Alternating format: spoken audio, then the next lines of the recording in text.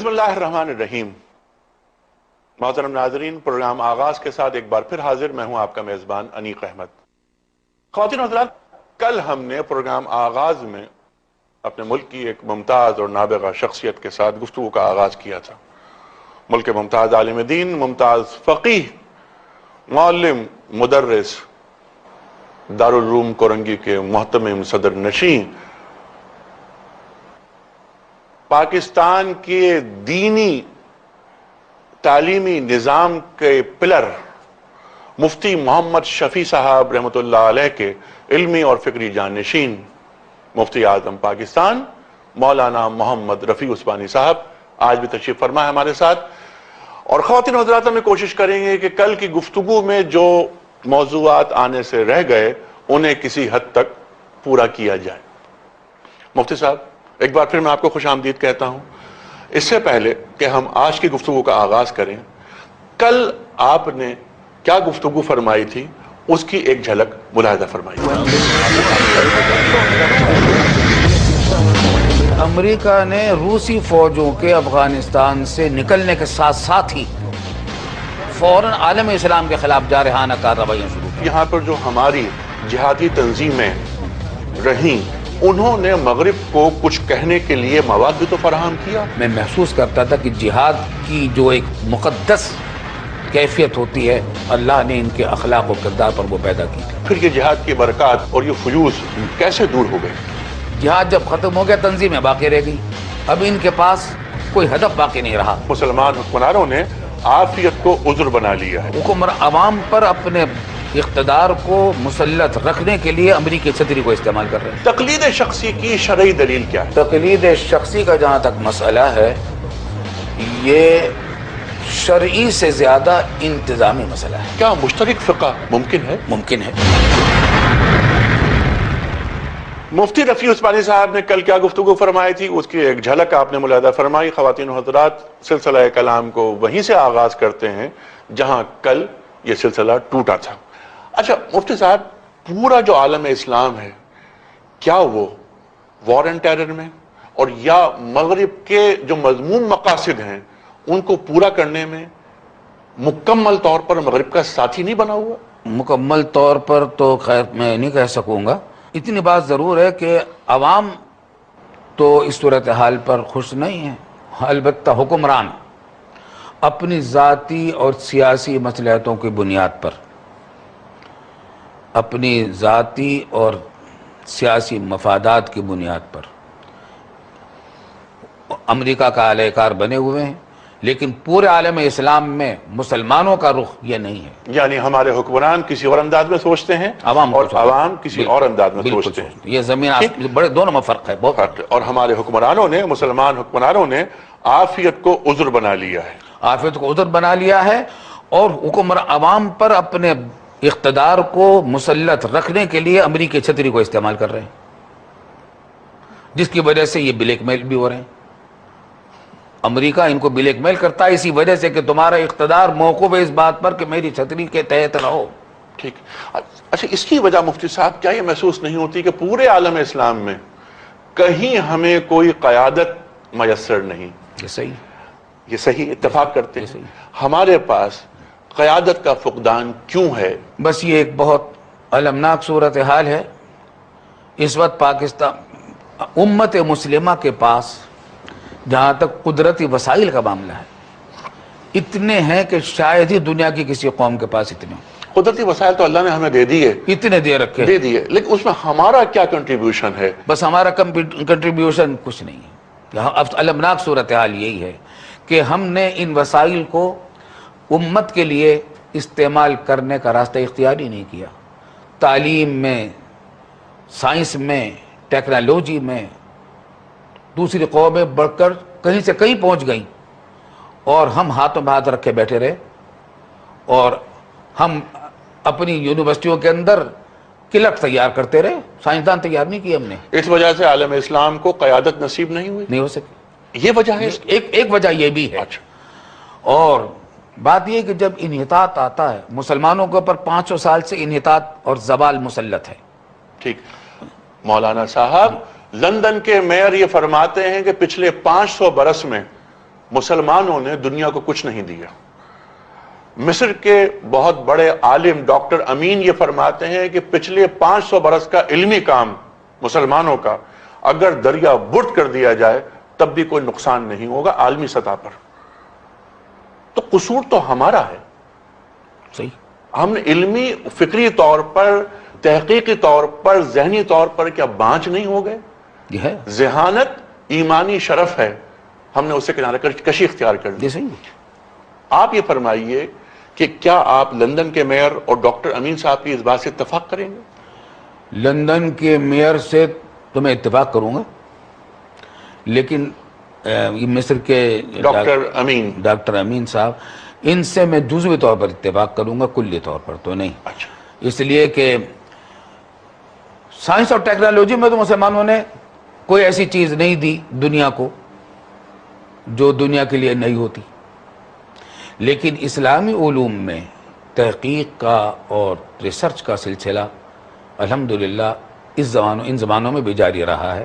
اسلامی علوم اور اسلامی علوم کے اندر قرآن اور حدیث, فقہ, تفسیر, اس میں کام چلتا رہا ہے.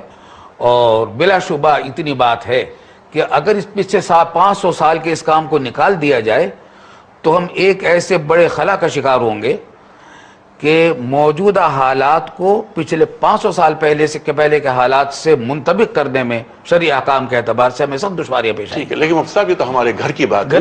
ظاہر ہے ہم شاہ ولی اللہ صاحب کی علمی اور فکری خدمات کو کبھی فراموش نہیں کر سکتے, لیکن دنیا کو کنٹریبیوٹ کرنا, دنیا کی جس طرح مسلمانوں کا جو شیوا رہا ہے, جو ہمارا ماضی رہا ہے, اس میں ہم کیا دے سکے؟ ہمیں کچھ نہیں. ہم نے سائنس اور ٹیکنالوجی میں اور دنیا کی وسائل کی ترقی میں ہم نے کوئی حصہ نہیں لیا.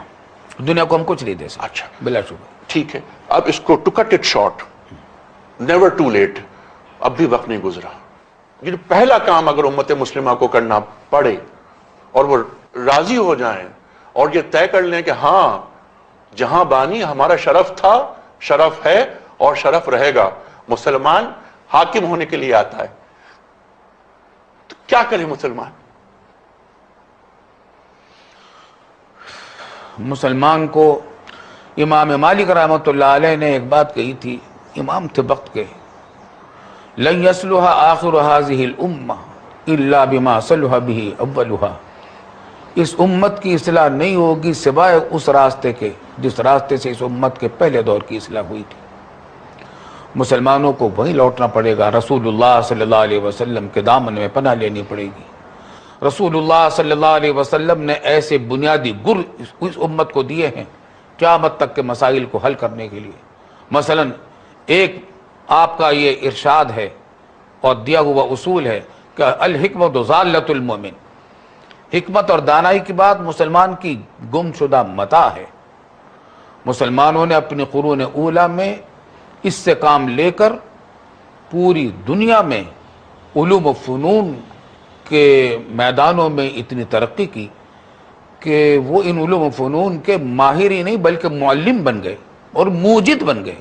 کتنی ایجادات انہوں نے اسپین میں اور سینٹرل ایشیا کے علاقوں میں سمرقند و بخارا میں کی اور کرتے رہے. اسی یہ ایک گر تھا کہ علم دین اور دنیا کی تفریق نہیں ہے.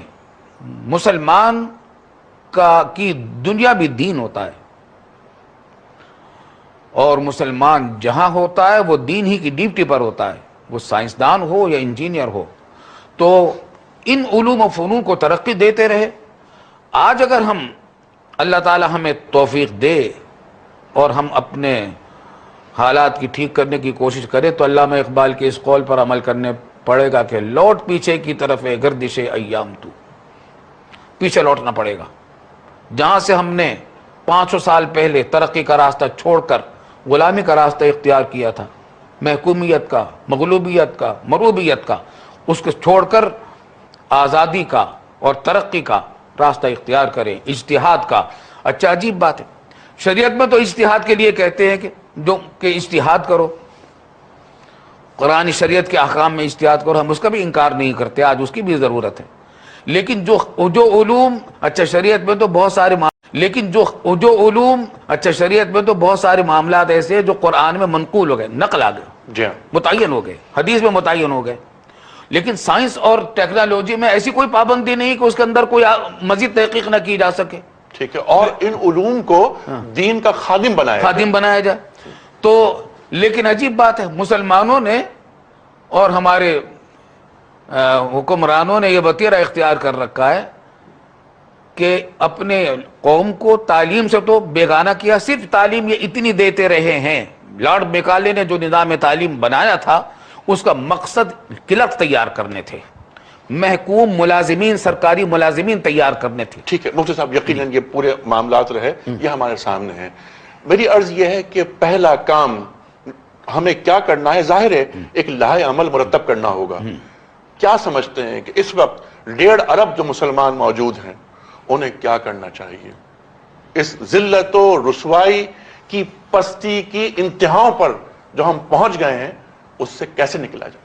اس کا راستہ بس وہی ہے کہ ہم اپنے تعلیمی بنیادی راستہ جو ہے ان میں سے ایک بنیادی راستہ یہ ہے کہ ہم اپنے نظام تعلیم کو محکومیت سے، غلامی سے آزاد ہو کر، حالات حاضرہ کی ضرورتوں کو سمجھ کر، اور یہ ضرورت سمجھ کر کہ ہمیں محکوم ہی نہیں رہنا ہے، ہمیں حاکم بننا ہے، ہمیں حاکم بننا ہے، اور اس جہاں بانی کرنی ہے، اس کے پیش نظر نظام تعلیم مرتب کیا جائے۔ اور اس نظام تعلیم کے ساتھ صرف نصابی کتاب نہیں بلکہ نظام تربیت بھی ہو، اور اپنی مسجدوں کو، اپنی خانقاہوں کو، اپنی درسگاہوں کو، اپنے گھروں کو اس تربیت کے لیے تربیت گاہ بنایا جائے۔ مسلمان میڈیا میں جو دیکھے تو اسے ایک ذہن بنے، اسکول میں جائے تو وہ ذہن بنے، کالج میں جائے، یونیورسٹی میں جائے تو وہ ذہن بنے، سائنس پڑھ رہا ہو تو وہ ذہن بنے، انجینئرنگ پڑھ رہا ہو تو وہ ذہن بنے۔ آج ہمارے طالب علم کے سامنے یونیورسٹی میں، کالجوں میں، حتیٰ کہ ہمارے حکمران تک بھی تعلیم کا جو مقصد بتاتے ہیں طلباء کے سامنے، تمہیں جاب ملے گی، ترقی ملے گی، تمہیں ترقی ملے گی، تو تمہاری ترقی تو خود بخود ملے گی۔ یہ ان کے اندر اور ذہنی کچھ بلندی پیدا کرو کہ تمہاری امت کو ضرورت ہے تمہاری علوم۔ ٹھیک ہے، اور جو دین ویژن دیتا ہے اس ویژن سے انہیں آگاہ کرو۔ آگاہ کرو۔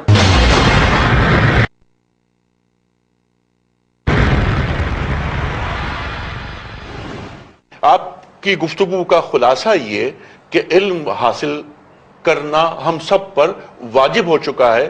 پہلی ضرورت یہ ہے کہ ہمیں علم کو، خواہ کوئی بھی شکل ہو، کتنی بھی دقتیں ہوں، پورا عالم اسلام علم حاصل کرے۔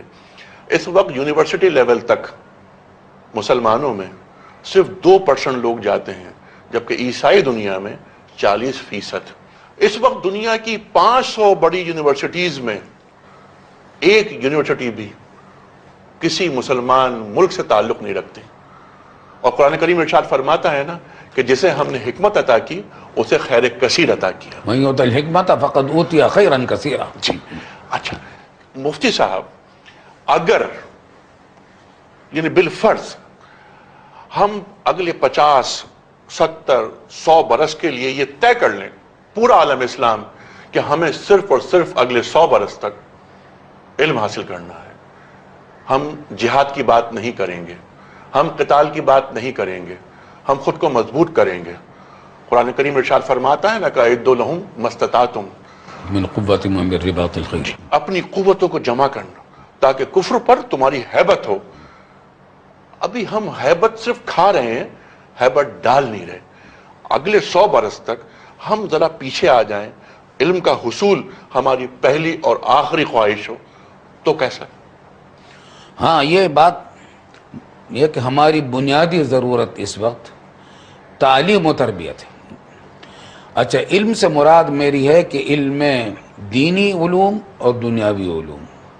ہمیں دین کے جتنے علم کی ضرورت ہے عوام کو کم از کم اتنا علم وہ دیا جائے، اور دنیاوی ترقی کے لیے جتنے سائنس اور ٹیکنالوجی میں آگے مہارت بڑھانے کی ضرورت ہے اس میں ہم یہ کوشش کریں کہ دوسرے اقوام سے آگے بڑھیں۔ ٹھیک ہے، اور یہ جہاد وغیرہ کے جو کانسیپٹ چل رہے ہیں جس پر گفتگو ہماری سیر حاصل ہو چکی ہے، کیا وقتی طور پر جہاد فرض ہے ہر مسلمان پر، لیکن وقتی طور پر، عارضی طور پر کیا ہم اسے معطل کر سکتے ہیں؟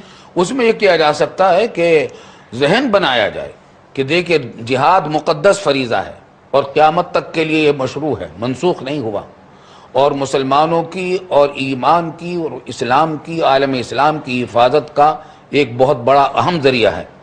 لیکن ہر وقت، ہر جگہ، ہر کافر سے جہاد نہیں ہوا کرتا۔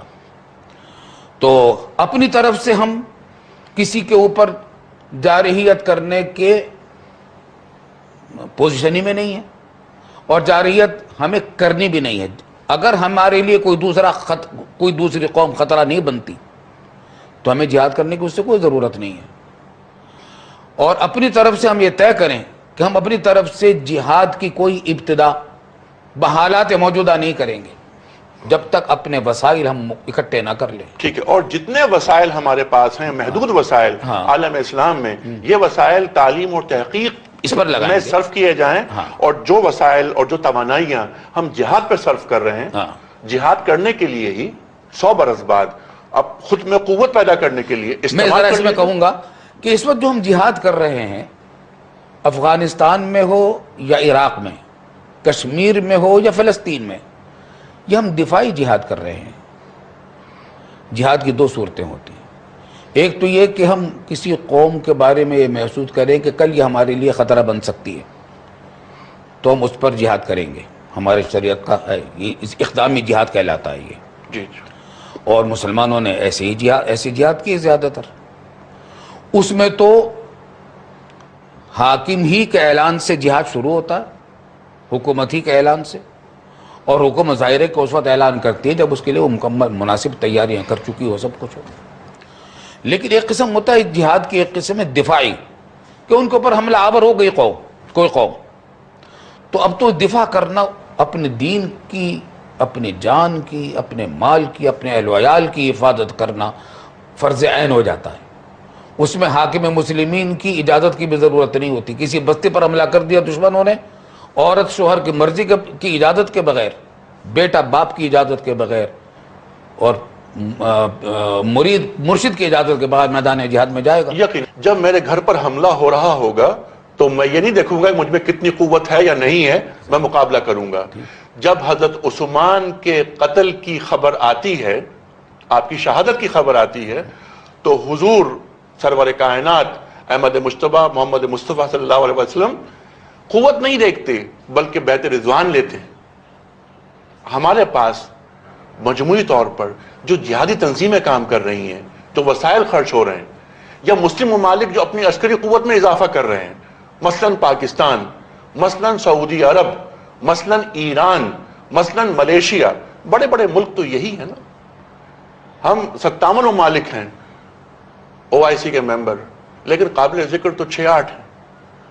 یہ اپنے عسکری وسائل، وہ بھی عسکری وسائل جو بالواسطہ طور پر استعماری ایجنڈے پہ کام کرنے کے لیے استعمال ہوتے ہیں، ان کا اگر روک دیں تو کیسا ہے؟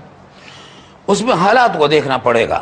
بات یہ کہ ہمیں اس وقت جن دشمنوں کا مقابلہ ہے، وہ اگر ہمیں یہ دیکھیں گے کہ یہ اپنی ساری وسائل، فوج بھی انہوں نے چھوڑ دی ہے اور جنگی وسائل کو بھی انہوں نے بالائے طاق رکھ دیا ہے، تو یہ کل کو کل ہمیں کھا جائیں گے۔ وہ تو اس کی طاق میں ہیں، ان کی آنکھوں میں کھٹکتا ہے ہمارا جوہری پروگرام، ہمارے ایٹم بم، تو یہ تو ہمیں کھا جائیں گے اگر ہم نے یہ کہا کہ بھئی اس وقت ہم اپنے ساری دفاعی انتظامات چھوڑ دیں۔ ٹھیک ہے مفتی صاحب، ہمارے لیے اس وقت جوہری پروگرام اہم ہے یا ہمارے ملک میں ایک آج پیدا ہونے والے بچے کی تعلیم؟ دونوں اہم ہیں، دونوں اہم ہیں۔ اس لیے کہ اگر ہمارے پاس ایٹمی طاقت نہیں ہوگی تو، اور ہمارے پاس دفاعی قوت نہیں ہوگی، دوسری قومیں جو ہماری طاق میں ہیں ہمیں کھا جائیں گی۔ اور لیکن ساتھ ساتھ یہ بھی ہے کہ اپنے آپ کو حتی الامکان ہمیں جنگ سے بچانا چاہیے۔ حتی الامکان ہمیں جنگ سے بچا کر اپنی قوم کو تعلیم اور سائنس اور ٹیکنالوجی دینے کی ضرورت ہے، تعلیم و تربیت دینے کی ضرورت ہے، قوم کو منظم کرنے کی ضرورت ہے۔ منظم نہیں ہے ہماری قوم، دشمنوں سے کچھ ٹائم بائے کرنے کی ضرورت ہے، بالکل، کچھ مہلت لینے کی ضرورت ہے کہ ہم اپنی قوت جمع کر لیں۔ چنانچہ تو ایک چیز ہوتی ہے مومنانہ بصیرت، یہ تمام کام مومنانہ بصیرت ہی کر سکتی ہے۔ بالکل یہی بات۔ کیا آپ یہ سمجھتے ہیں کہ پورے عالم اسلام میں اس وقت کہیں حکمرانوں کی سطح پر مومنانہ بصیرت موجود ہے؟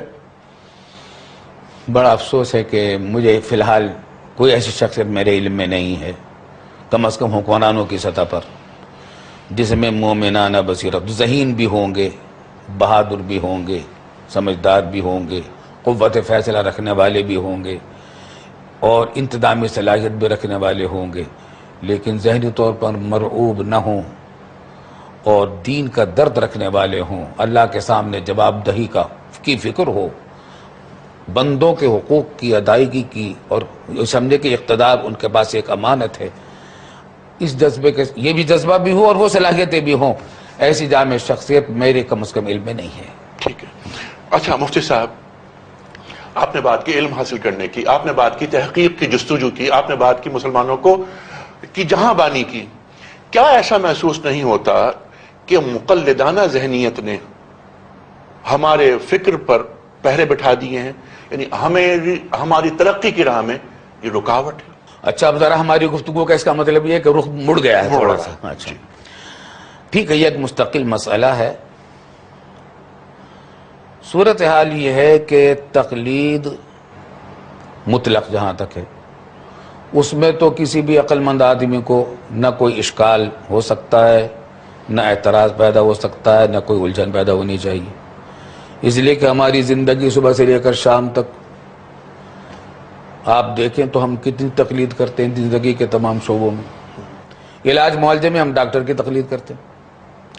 تقلید کا مطلب یہ ہوتا ہے کہ دوسرے کی تحقیق پر اعتماد کیا جائے۔ تو اگر میں علاج کرنے کے لیے کسی ڈاکٹر کے پاس جاؤں گا اور وہ کہیں گے صاحب آپ فلاں دوا استعمال کیجئے، میں ان سے کہوں گا ذرا دلیل بھی بتا دیجئے کہ صاحب میں دوا کیوں استعمال کروں، تو وہ کہے گا کہ دلیل اگر آپ کو پوچھیں تو میڈیکل کالج میں جا کر پڑھیں، وہاں دلیل بتا دی جائے کہ یہاں میرے پاس کلینک میں آئے، یہاں تو آنکھیں بند کر کے علاج کرنا پڑے گا آپ کو۔ اسی کا نام تقلید ہے۔ اسی طریقے سے کوئی قانونی مسئلہ ہے، مجھے ایک مقدمہ لڑنا ہے، ایک ماہر وکیل جو تجربہ کار ہے، جس کی پوری زندگی اس کے اندر مہارت میں گزری ہے عدالتوں میں، مقدمات میں، تو میرے لیے سوائے اس کے کوئی چارہ کار نہیں کہ میں اس کی تقلید کروں۔ اگر میں اس سے کہوں کہ صاحب آپ نے جو یہ تجویز دی ہے اور یہ جو آپ نے تحریر تیار کی عدالت میں دینے کے لیے، ذرا اس کی دلیل تو بتائیے، میں نے تو اس کے خلاف فلاں بات دیکھی ہوئی ہے قانون کے اندر، وہ کہے گا اگر آپ قانون مجھ سے زیادہ جانتے ہیں تو پھر آپ کسی اور کے پاس جائیے۔ ٹھیک ہے، تو ہم قانون میں بھی تقلید کرتے ہیں۔ ٹھیک ہے، مطلق تقلید پر تو کوئی اشکال ہو ہی نہیں سکتا۔ میری بات ذرا وہ پوری ہو جائے۔ ٹھیک۔ میں نے ابھی مثال دی تھی قانون کی اور علاج معالجے کی، لیکن ہم یہ دیکھیں گے کہ زندگی کے تمام شعبوں میں تقلید ہوتی ہے۔ تقلید مطلق شریعت میں بھی ہوتی ہے، اس میں بھی کوئی اشکال نہیں ہونا چاہیے۔ کیوں؟ وجہ اس کی یہ ہے کہ در حقیقت اطاعت تو اللہ کی ہے اور اس کے رسول کی ہے۔ رسول کی اطاعت بھی اس وجہ سے کہ اللہ نے اس کی اطاعت کو واجب کر دیا، فرض کر دیا۔ ٹھیک ہے۔ کسی امام کی اطاعت ہم پر واجب نہیں ہے، کسی ولی کی اطاعت ہم پر واجب نہیں ہے براہ راست۔ جو کچھ واجب ہے وہ اللہ اور اس کے رسول کی اطاعت واجب ہے، اور اس میں اجماع اور قیاس بھی آ جاتا ہے جو اسلام کے شرعی احکام جیسے ثابت ہوتے ہیں، اور اجماع اور قیاس بھی قرآن و سنت سے مستفاد ہوتا ہے، اور وہ بھی در حقیقت اللہ کی اطاعت اور اس کے رسول کی اطاعت میں داخل ہے۔ تو تقلید کا معنی اللہ کے علاوہ کسی اور کی اطاعت نہیں، ٹھیک ہے، بلکہ اب یہ بات تو ہو گئی تقلید مطلق کے بارے میں۔ جی، تقلید شخصی پہ ہم آ جاتے ہیں۔ تقلید شخصی کی شرعی دلیل کیا ہے؟ تقلید شخصی کی میں اس معاملے میں عرض کر دوں، تقلید شخصی کا جہاں تک مسئلہ ہے یہ شرعی سے زیادہ انتظامی مسئلہ ہے۔ شرعی سے زیادہ انتظامی مسئلہ ہے۔ اچھا، یہ بات پیچھے آ چکی ہے کہ تقلید کا مقصد کسی انسان کی اطاعت کرنا نہیں ہوتا، اطیعوا اللہ و اطیعوا الرسول، بس اللہ اور اس کے رسول کی اطاعت کرنا ہوتا ہے۔ اگر ہم کسی عالم کے فتوے پر عمل کرتے ہیں تو یہ اس وجہ سے نہیں کہ اس عالم صاحب کی اطاعت واجب ہے، بلکہ اس وجہ سے کہ ہم ان پر یہ اعتماد کرتے ہیں کہ یہ قرآن و سنت کے مطابق یہ بات بتا رہے ہیں، قرآن و سنت کے مطالعہ کر کے اللہ اور اس کے رسول کا حکم بتا رہے ہیں، تو یہ ہم سمجھ کر اس کی اطاعت کرتے ہیں۔ جہاں تک تقلید شخصی کا تعلق ہے، میں نے کہا کہ یہ انتظامی مسئلہ ہے۔ بات یہ ہے کہ اللہ کی اطاعت اور اس کے رسول کی اطاعت فرض ہے، اور خواہشات نفس کی پیروی کو قرآن نے حرام کیا کہ آدمی اپنے خواہشات کی پیروی میں چل پڑے اور یہ نہ دیکھے کہ اللہ اور اس کے رسول کے حکم اس سے پامال ہو رہے ہیں یا نہیں ہو رہے ہیں۔ قرآن کریم میں اس کو بالکل سختی سے حرام کیا گیا۔ تو اپنی خواہشات کی پیروی حرام ہے اور اللہ اور اس کے رسول کی اطاعت فرض و واجب ہے۔ یہ دو باتیں ہو گئی۔ اب اگر ہم تقلید تو کریں لیکن تقلید شخصی نہ کریں تو ایک انتظامی خرابی پیدا ہوتی ہے شریعت کے اندر، اور راستہ کھلتا ہے خواہشات نفس کی، اپنی ذاتی خواہشات کے پیچھے دوڑنے کا۔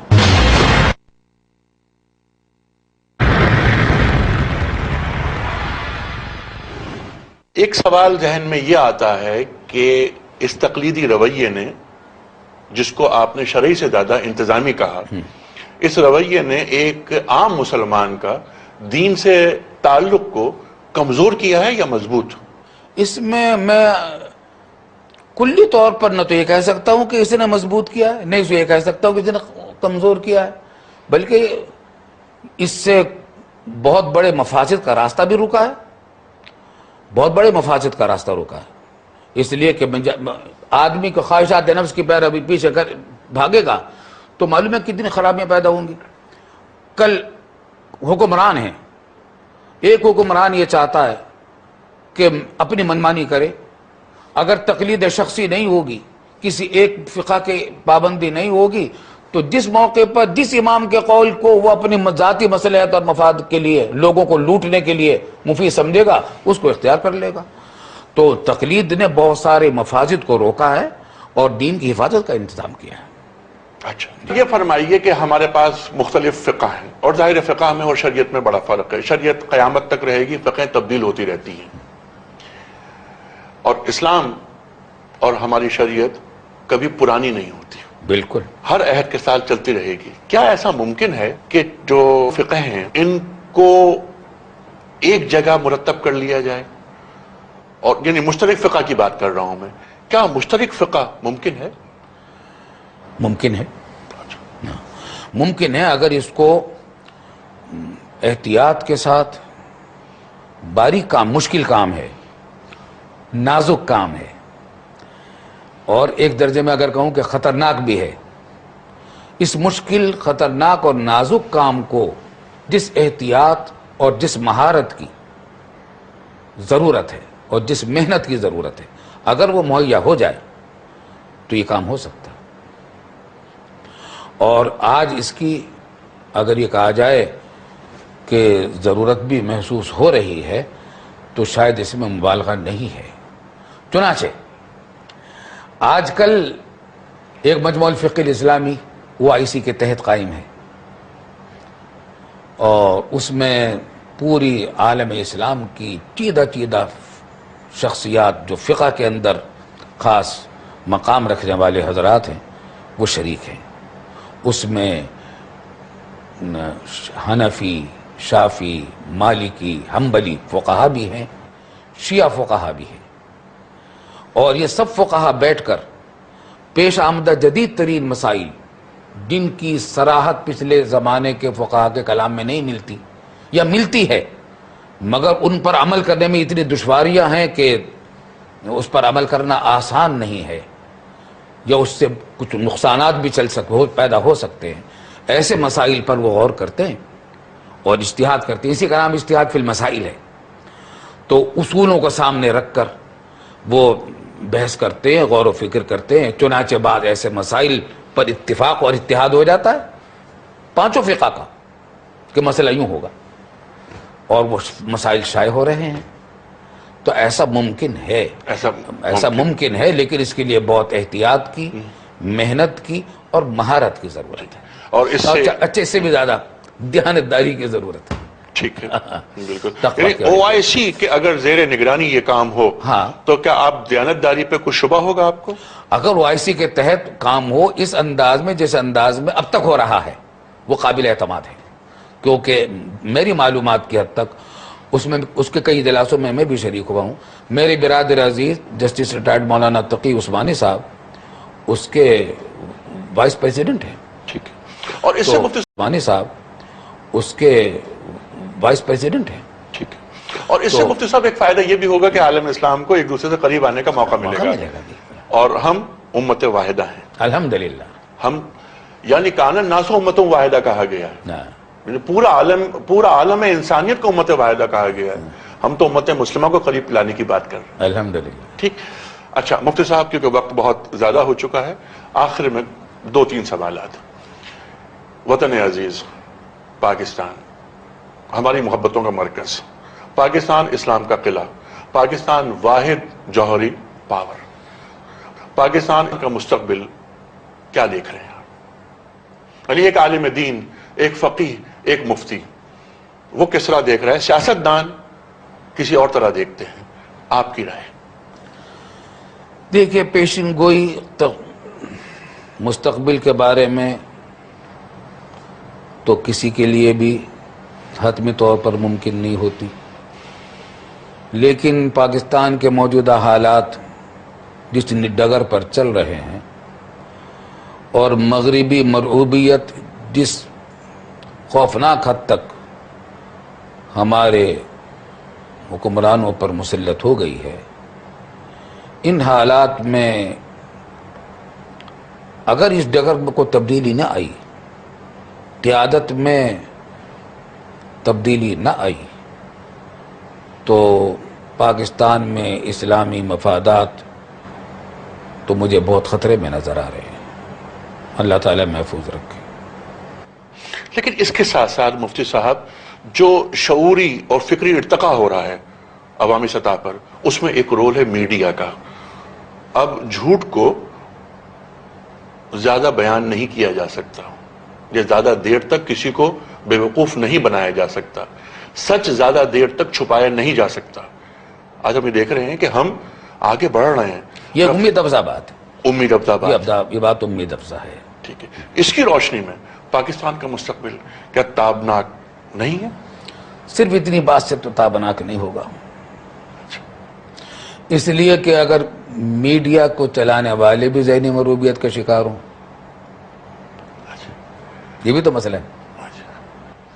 ذہنی مروبیت کا شکار ہوں، اسلامی اقدار پر فخر کرنا، ان کے عقیدے کی ضرورت تو وہ سمجھے، لیکن ان کے دل کے اندر سے اس پر فخر نہ محسوس کر سکیں، اسلام کے بارے میں وہ ڈٹ کر بات نہ کر سکیں خود اعتمادی کے ساتھ. جب تک یہ بات نہیں ہوگی تو میڈیا کی یہ آزادی بھی مسلمانوں کے لیے اور اسلام کے لیے بہت زیادہ اس سے توقعات رکھنا مشکل ہے. لیکن ایک فیکٹر ہے، یہ ایک فیکٹر ہے. ٹھیک ہے. بلا شبہ. اچھا مفتی صاحب آخری سوال. پاکستان دوسری ریاست جو اسلام کے نام پر وجود میں آئی، پہلی ریاست مدینہ ہمارے سامنے ہے. 1400 برس میں ہمیں کوئی اور ریاست نظر نہیں آتی. مکہ سے مدینہ ہجرت ہوتی ہے، یہاں ہندوستان سے پاکستان آتے ہیں، وہاں فتح مکہ ہوا، واپس گئے. قرآن کریم کی ایک آیت ذہن میں آتی ہے، تلک الایام نداولھا بین الناس، ہم انہی ایام کو تم میں دہرا کے لائیں گے. تاریخ اپنے آپ کو دہراتی ہے. مکہ سے ہجرت ہوتی ہے مدینہ، اور پھر فتح مکہ ہوتا ہے. ہندوستان سے پاکستان آتے ہیں.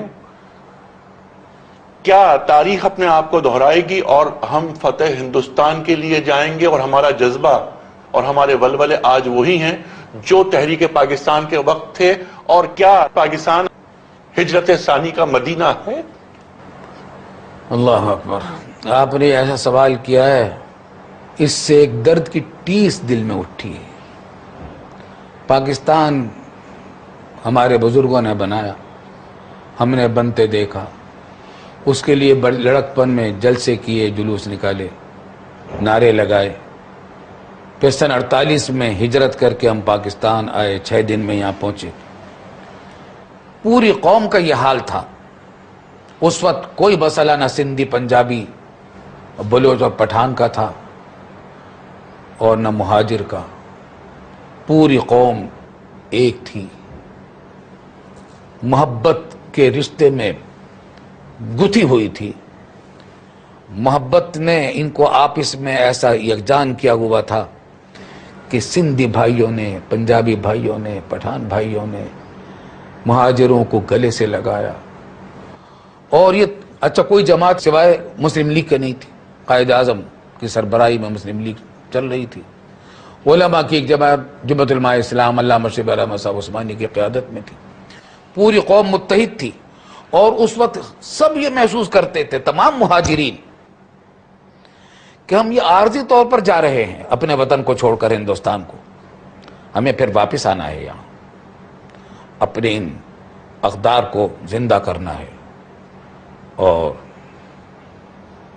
بہت کچھ ولولے تھے اس پاکستان کو بڑھانے کے، ترقی دینے کے، اس کے لیے قربانیاں دینے کے، لیکن شامت اعمال کام آئی. پاکستان بنانے والے اصل رہنما رخصت ہو گئے.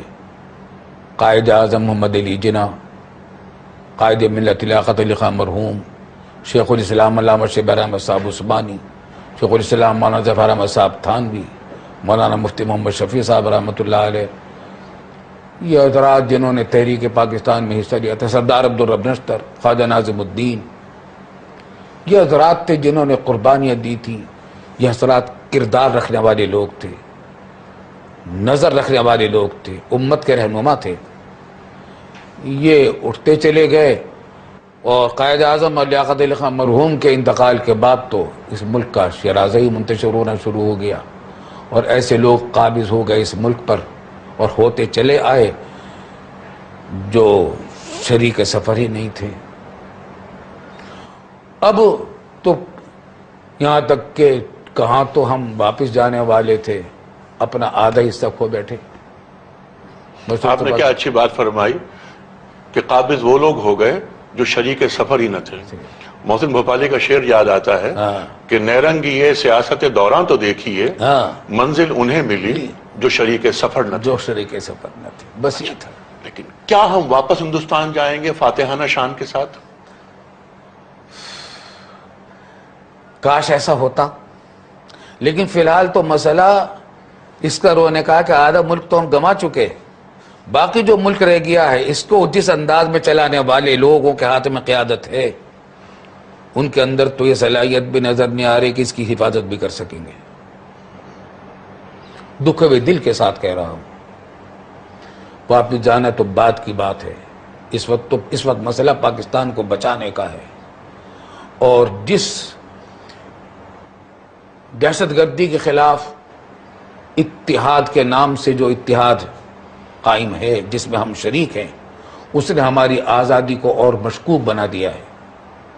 ٹھیک مفتی صاحب، صرف ایک بات، اس پہ ہم پروگرام ختم کریں گے. پاکستان بنے ہوئے 60 برس ہو گئے، پورے 60 برس آپ کے سامنے گزرے. پاکستان کو سب سے زیادہ نقصان کس قوت نے پہنچایا پاکستان میں رہتے ہوئے؟ اگر ایک فیکٹر کی جانب نشاندہی آپ سے کروائی جائے تو وہ کون سا فیکٹر تھا جس نے ہم سب کے دلوں کو دکھ میں مبتلا کیا؟ بنیادی طور پر وہ لوگ تھے جو ذہنی طور پر مروبیت کا شکار تھے انگریزوں کی. نوکری چاکری انہی کے کی عادی تھے. مغرب سے مروب تو پورا پاکستان ہے. ایک قوت جس نے سب سے زیادہ اس ملک کو نقصان پہنچایا اور ہمیں ان حالوں تک پہنچا دیا. اس کی تشخیص کرنا آسان تو نہیں ہے، لیکن اگر دیکھا جائے تو ان کی تہ میں جاگیردار اور زمیندار طبقہ ہمیں شاید مؤثر زیادہ نظر آتا ہے، اس لیے کہ رفتہ رفتہ اسی نے بیوروکریسی پر بھی قبضہ کیا، اسی نے سیاست پر بھی قبضہ کیا، اسی نے اپوزیشن میں بھی اپنی سیٹیں لی اور اسی نے فوج پہ بھی فوج کے اندر لی. مفتی صاحب، میں بہت ممنون، بہت شکر گزار آپ کا. آپ نے آج پھر ہمیں طویل وقت دیا.